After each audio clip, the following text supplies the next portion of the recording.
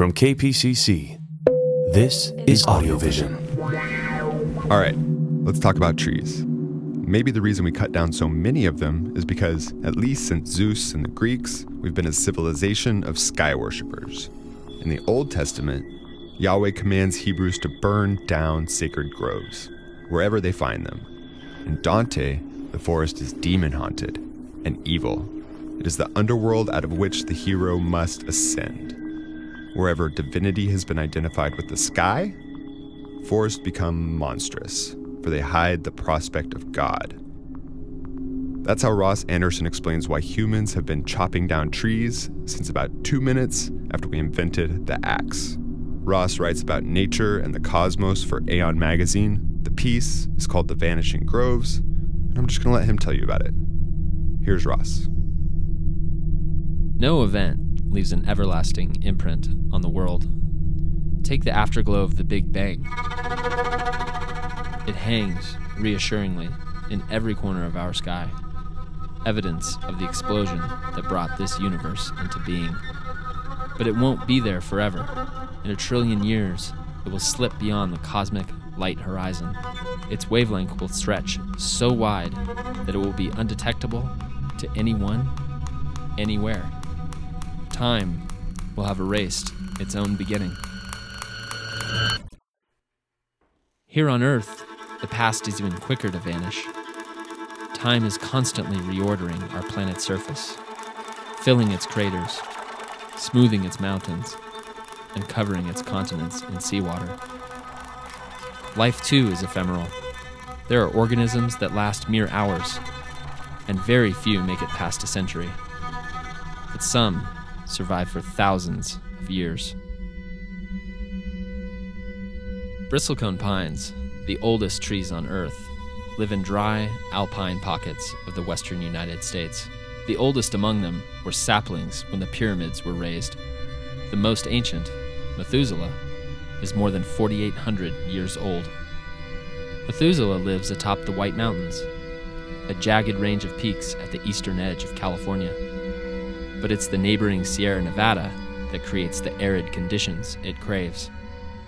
When Pacific storms move east from California's coast, the granite wall of the Sierra Ridge deflects their moisture, funneling it into some of the world's largest, most spectacular alpine lakes.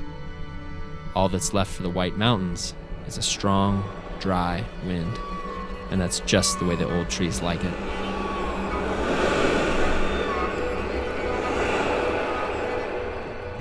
Bristlecone pines are among the most isolated organisms on Earth. They have spent tens of millions of years crawling away from the planet's fertile havens. They seek out the solitude of thin mountain air and anchor down in dolomite, a gray rock that would starve most plants.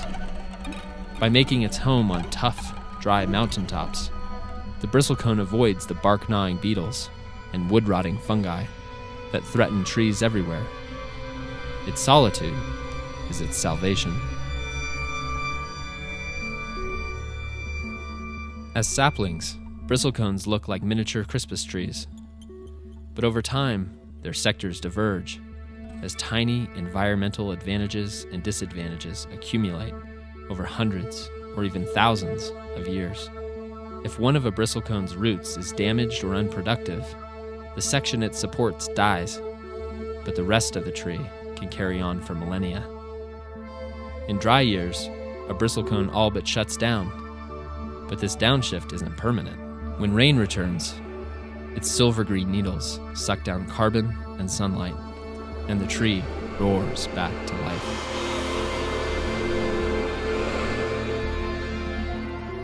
Because bristlecones like things dry and frigid, their altitude range fluctuates considerably with climate.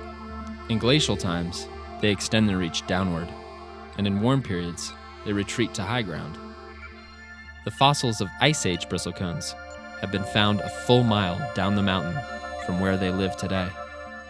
For scientists, the most useful of these trees are not the fossils, but the living, breathing bristlecones that sit high in the White Mountains, near the edge of the tree line. They are meticulous recorders of climate because they tune their growth to it so precisely. In warm years, they fatten up adding thick rings every spring season. Over the past half-century, the specimens near the tree line have grown faster than in any 50-year period of the past 3,700 years. This fattening up might sound like good news for the bristlecones, but it's not. The thick new rings might be a prophecy of sorts, a foretelling of the tree's extinction. If the White Mountains continue to warm, the next generation of trees will move higher to find the cool temperatures and isolation they crave. A prolonged period of warming will leave them trapped on the summits with nowhere to go.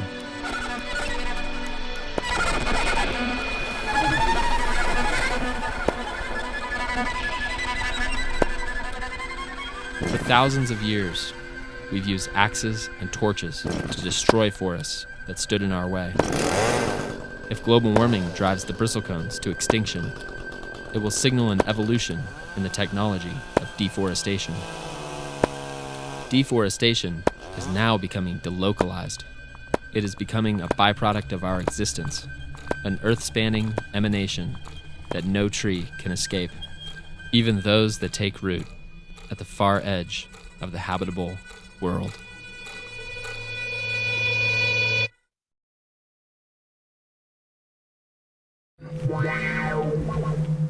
AudioVision is a member-supported service of KPCC, Public Radio for Southern California. It's produced by Grant Slater and me, May Ryan. The associate producer is Maya Sugarman.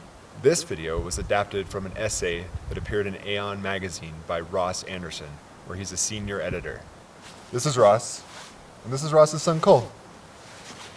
The music for this video was composed by Stephanie Smith, and we had some extra camera help from Sage Price, Cody Smith, and Danny Yadrin. If you like this video, you can subscribe to us on Vimeo, Facebook, Twitter, Tumblr, YouTube, Instagram, everywhere.